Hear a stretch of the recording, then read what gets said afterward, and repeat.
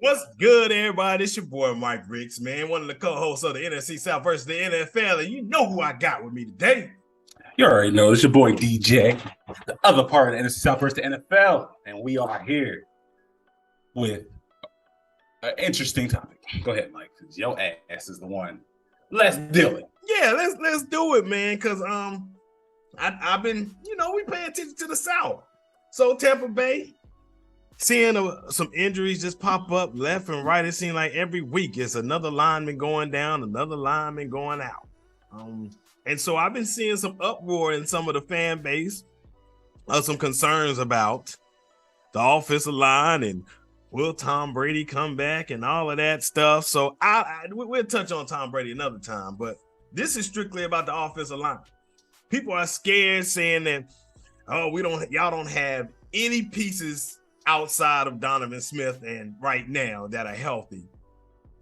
And they don't know how good he's going to be. So, DJ, is it time to panic? Because I'm going to give you my take, but my question is it time to panic in Tampa with this offensive line? Panic? Hell no. Hell no. Concerned? Yeah. I'm a little concerned. I mean, yeah, Tristan Wirfs out with that oblique sprain, and Ali Marpet retired. Ryan Jensen knee injury. I mean, these are very important pieces. There's nothing right now for me to think that Tristan Wirfs is not going to be there week one. So I'm playing this out as if Tristan Wirfs is going to be there week one. Donovan Smith, solid player, not great, not elite. Solid. Fine with that. Shaq Mason, based off of his production in the NFL, I'm very comfortable with that. Now we're down to the last two, right? We got Hainsley and Gordecki. Now we lost Aaron Stinney, who was depth.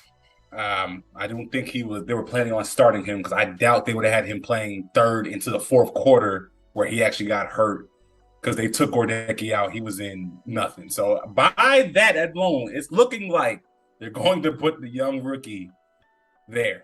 Definitely a concern, right? I'm not 100% on him. Hainsley, pass pro has looked fine to me. Run, he don't get a lot of push. He's not nasty like Jensen, so I'm not too crazy about it. But with everything I just said by itself, no, I'm not concerned. Yes, is there a left guard? I think, like I said, Gordecki in my mind has this job, because there's nothing else behind him, I think, that can beat him out, from at least what I've seen in 2 games. And we're going to see in this third preseason game how they're going to play it out. And they're probably going to put what they believe is going to be the starting lineup out there. I believe Tom Brady's going to be out there. I think wide receivers are going to be out there. Let's see that, okay? Let's go there first before we see some of these back end, because there's some shit, okay? There's some players. I think we're going to keep 7 offensive linemen. So 2 others, which I'm still watching to see who those other 2 others are right now. It's probably Josh Wells. It's somebody else, but no, I'm not panicking. I can't. Yeah, and I get the non-panicking. I'm with you there. The concern part, you gotta be concerned. You have to be concerned if you're Tampa. You got 5 guys that played significant minutes the last 2 years, definitely the last year, to help you all win on that offensive line. Stinney, we just talked about him being out for the year with an ACL, MCL. Yeah, was he a backup last year? Absolutely, but he came in and gave valuable time. Ali Marpet, one of your better offensive linemen outside of Tristan Wirfs, retired on you. That's another one gone. Alex Kappa, a guy that was part of that nucleus that for the last few years, is gone. Ryan Jensen, another guy that's been the staple, was your best offensive lineman outside of Wirfs after everybody else gone, is out for extended time. No one wants to throw out the actual time frame, but he's going to be out for an extended time. And Tristan Wirfs, he dealt with injuries last year and is dealing with injuries already. Those are 5 guys that were significant with the offensive line and the success of this football team. And now they're gone, except for Wirfs, because Wirfs is a potential guy that could, be there week one, like you said. So we don't know how it's going to work out, but I think he will be too. So your interior guys are all new. You're gonna have a rookie more than likely, like you said, started that left guard job in Dordecki, whatever his name is, and Hainsley is a guy that you drafted last year, so he's got to show up now this year. And Shaq Mason, who was with Tom before, so he knows some of that, but he was also with Tom when he had that struggling offensive line before he came to Tampa. So that's another thing you got to really consider. So if I'm Tom, yeah, he's going to be back. Reports are saying that he's going to be back early part of this week. Todd Bowles put that out, or somebody put it out. So I don't think it's a problem with him coming back. But you got to look at this thing with some concern as a quarterback. Like, man, I don't lie. I'm not the most mobile. And I need, my best guys are on the outside, but I don't need this coming up the front. I don't need any of this coming up the front. So you talk about 7 guys, I think you're going to have to keep 9 the way your guys keep falling. I think you're going to have to keep 8 or 9 guys on that active roster on this Tampa Bay Bucks team. You can't go out keeping 10 wide receivers, Tampa. I know you invested a lot of money and resources into that. This offensive line needs depth. It definitely does. And so you can't go in there shorthanded, or else it's gonna be dangerous. There's going to be linemen that's going to hit this market, right? I think we can both agree that it's not going to be far-fetched when these cuts come, that Tampa Bay is going to bring in other offensive line. But from a standpoint, I can see them keeping 7 of what we're seeing now, and probably somebody on this practice squad.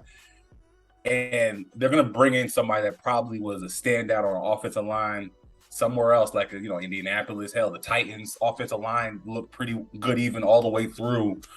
And there's going to be cuts there. There's going to be teams that have pretty good players, especially guards for the most part.